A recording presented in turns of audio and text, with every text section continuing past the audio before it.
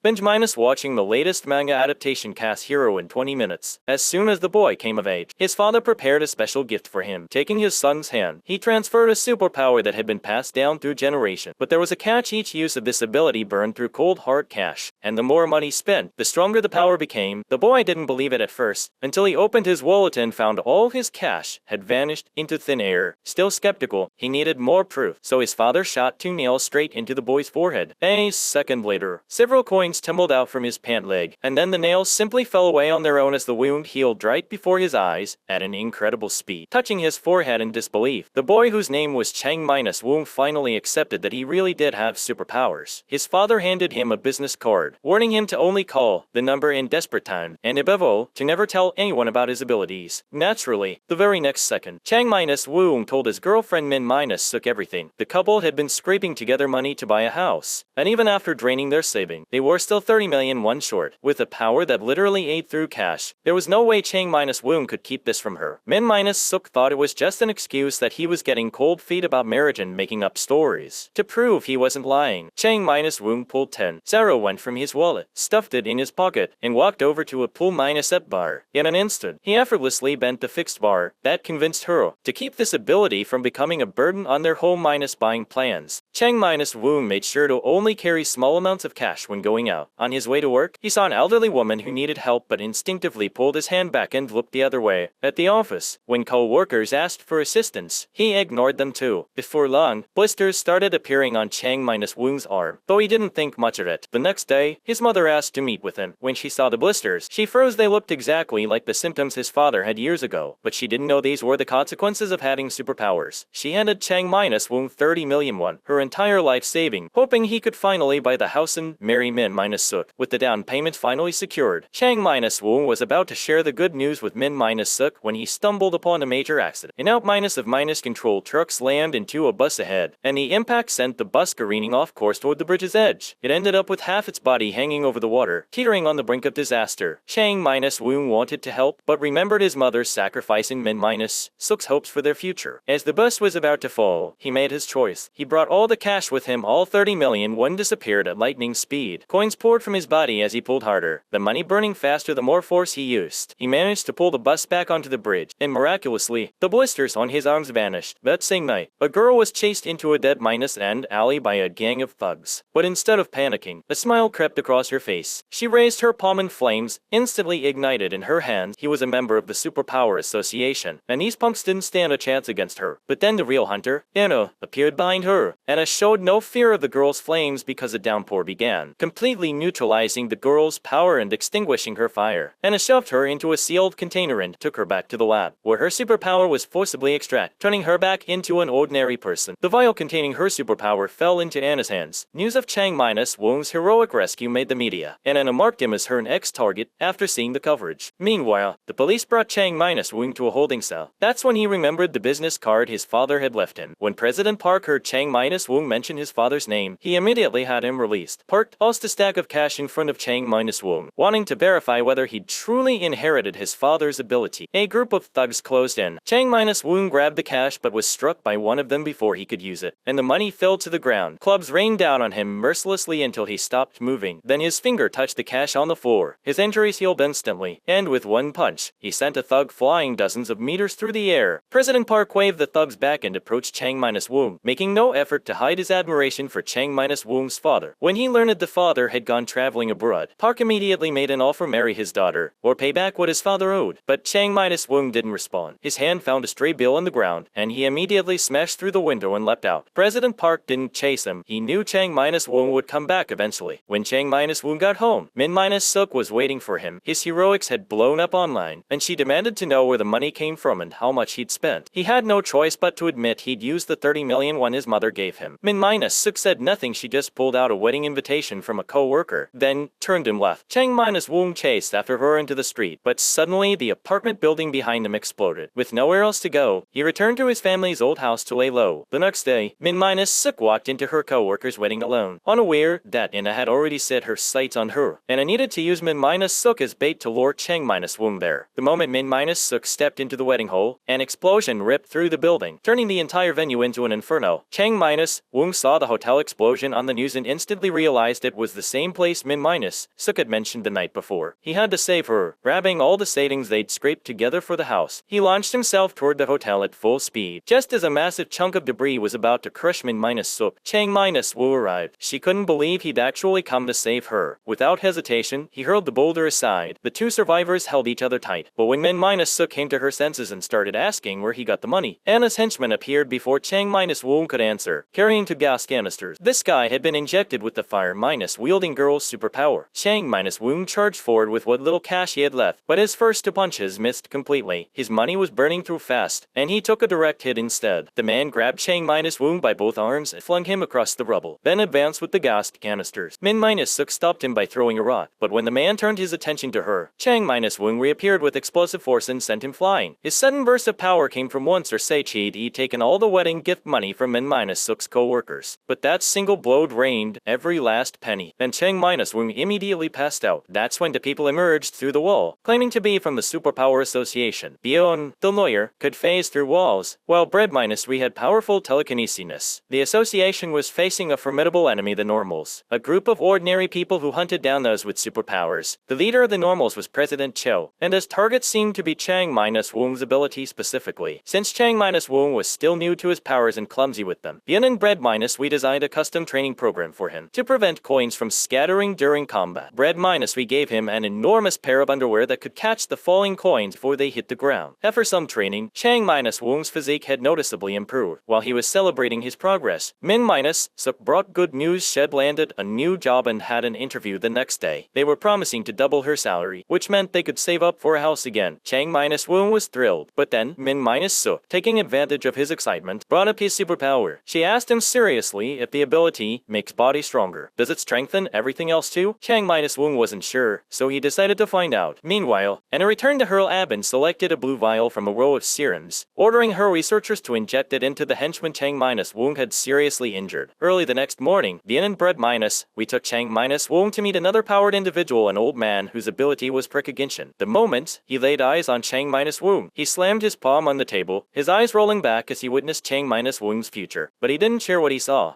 the group prepare to leave. Suddenly, the old man's eyes rolled back again and he screamed for everyone to get down. A gas canister came flying toward them and exploded. Anna had tracked their location. Bion immediately told Bread-We to get the old man out of there, then shoved some cash into Chang-Wu's hands and told him to run. Anna's real target was Chang-Wu alone. Taking a swig from his bottle, Bion grabbed a pole and charged straight at Anna's men, but Chang-Wu couldn't just watch Bion face all those enemies alone. He called President Park and asked to borrow money, promising to accept any conditions. What Chang-Wu didn't know was that Min-Suk was at that very moment being interviewed by President Park. The three were now surrounded. The moment the old man saw Anna, he activated his precognition on her, declaring that someone would soon return and Anna would be cast out of her own home. This infuriated Anna, who snatched a gun and pulled the trigger. But Chang-Wu arrived just in time to save him. His clothes stuffed with cash for powered individuals clashed with a mob of thugs. Bread-We used his telekinesis to literally rip it or off its hinges. Then a sniper on a distant rooftop pulled his trigger, but Chang-Wu easily dodged and grabbed a table to take the sniper out. As more enemies swarmed in, Chang-Wu seized one of them, whipped high into the air, and slammed the man down right in front of a direct show of force to intimidate everyone. But he quickly realized that aside from Bread-We's telekinesis, Bion and the old man's abilities were practically useless in this fight. That's when the henchman injected with the blue serum approached Chang-Wu and casually flipped over a car. Chang-Wu launched himself at the guy, but his attack was easily blocked. His cash was nearly gone, and he was getting pummeled with no way to fight back. So he grabbed his opponent and took to the air, an attack strategy no one saw coming. Muen's helmet suffers a ruptured blood vessel in his thigh, and without immediate treatment, he will bleed to death. The prison guards have no choice but to call on Muen, a recent medical school graduate, to perform an emergency intervention. Despite the helmet's resistance, Muen manages to save his life through swift medical action. Meanwhile, Detective Jack arrives at Anna's house with his officers to conduct an investigation. In the backyard, they discover a knife in the camera. However, the camera requires professional restoration by the forensic team before its contents can be reviewed. Jack then seeks out Anna's attorney, Xiang Zhang-Jiu, hoping to obtain information about Anna's whereabouts. Xiang insists that Anna fired him long ago and that her current location is unknown. Just as he is about to leave, Anna calls him, instructing him to go to the rooftop. She is actually waiting in a public phone booth below and needs him to deliver a message to Muen. Only Muen can testify that Anna is innocent, as Muen knew all along that the boy was already dead before Anna's involvement. At the hospital, Attorney Chen tracks down down Mu-en and attempts to extract information about recent events. But Mu-en remains silent. Before returning to prison, Mu-en requests a shower from the guards. Once they leave, he enters the bathroom and encounters Anna, who has been hiding there. Mu-en had caught a glimpse of her earlier when Chen was speaking to him, and it came to find out who sent Mu-en those photographs. Mu-en believes it was Anna, but then realizes someone must have impersonated her. This raises a critical question: how did this person know that Mu-en had asked Anna to kill the boy? Seizing the opportunity when the guards are distracted, Mu-en attempts to escape to uncover the truth. However, he stumbles into a dead end and is about to be apprehended when the boy's grandfather suddenly attacks him from behind. Desperate to understand why Mu-en ordered the killing of his grandson, Mu-en retorts callously that he should be thanked for not murdering the boy in front of his parents. He grabs a flashlight from the ground and launches a counterattack, but the grandfather is armed. Fortunately, they are in a hospital where Mu-en receives immediate medical treatment and survives. Meanwhile, Detective Jack receives a call from Anna and traces the signal to the grandfather's residence. However, when he arrives, he only finds Anna's cell phone. It appears someone deliberately lured the police there. Furthermore, everything the grandfather has done seems orchestrated by someone else, as if he were being manipulated into targeting Mu-en and Anna as the culprits. Crucially, the incident at the hospital was never disclosed to the public, yet the grandfather managed to find Mu-en there. This indicates someone must have tipped him off. Nevertheless, the grandfather refuses to cooperate or reveal anything. At this moment, a female officer informs Jack that surveillance footage shows the pattern on the back of Anna's down jacket points to an abandoned gym. True enough, Anna has drawn a sketch on the boxing ring depicting what the boy looked like at the time of death. The restored camera footage is now ready for examination. When Jack compares the photographs on the camera with Anna's sketch, he is shocked to discover they are completely opposite. For the first time, Jack begins to doubt whether Anna is truly the culprit. A colleague then tells Jack that Anna once visited a gallery to see a memorial exhibition dedicated to her late husband. Jack retraces Anna's steps to the gallery and spots a group photo on the television screen inside. To his astonishment, the photo shows not only Anna's husband, but also attorney Chen and his wife. At this juncture, Anna releases a confession video. She admits to killing her own husband, but categorically denies murdering the boy. She emphasizes that on the day of the boy's death, there was another unidentified person present at the scene who was captured on camera.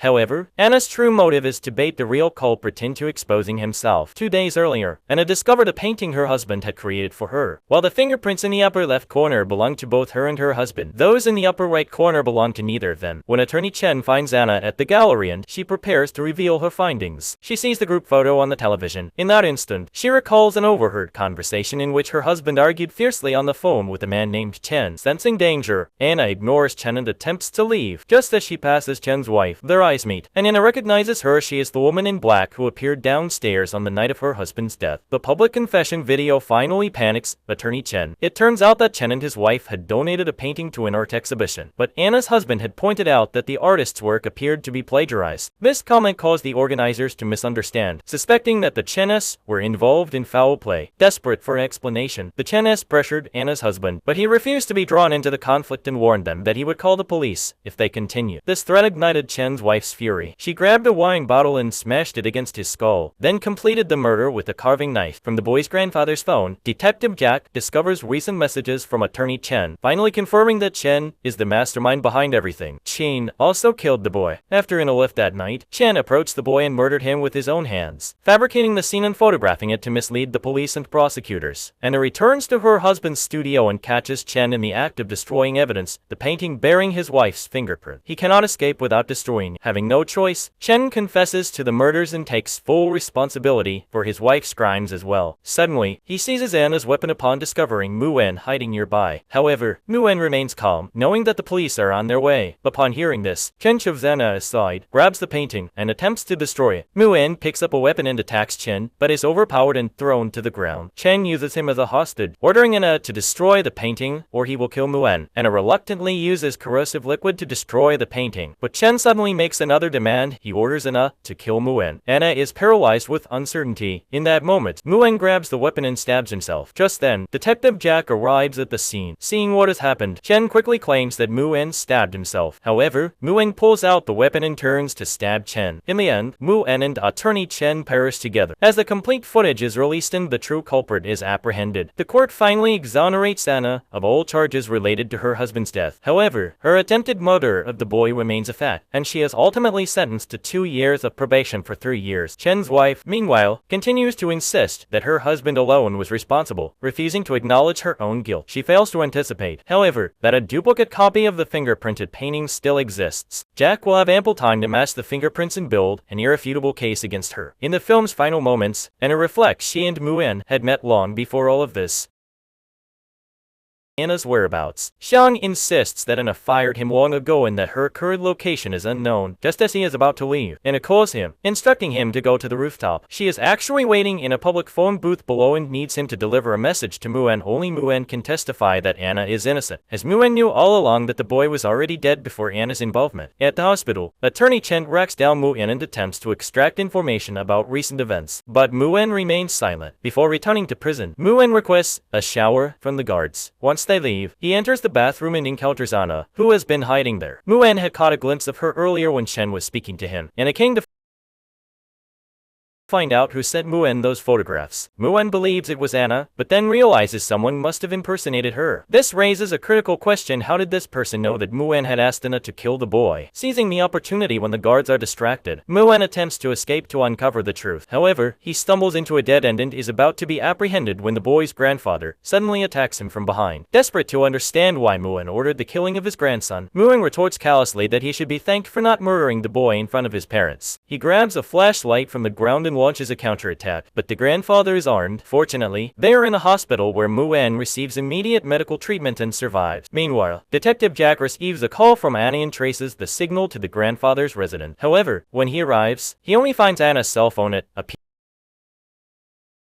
someone deliberately lured the police there. Furthermore, everything the grandfather has done seems orchestrated by someone else, as if he were being manipulated into targeting Mu-En and Anna as the culprits. Crucially, the incident at the hospital was never disclosed to the public, yet the grandfather managed to find Mu-En there. This indicates someone must have tipped him off. Nevertheless, the grandfather refuses to cooperate or reveal anything. At this moment, a female officer informs Jack that surveillance footage shows the pattern on the back of Anna's down jacket points to an abandoned gym. True enough, Anna has drawn a sketch on the boxing ring depicting what the boy looked like at the time of death. The restored camera footage is now ready for examination. When Jack compares the photographs on the camera with Anna's sketch, he is shocked to discover they are completely opposite. For the first time, Jack begins to doubt whether Anna is truly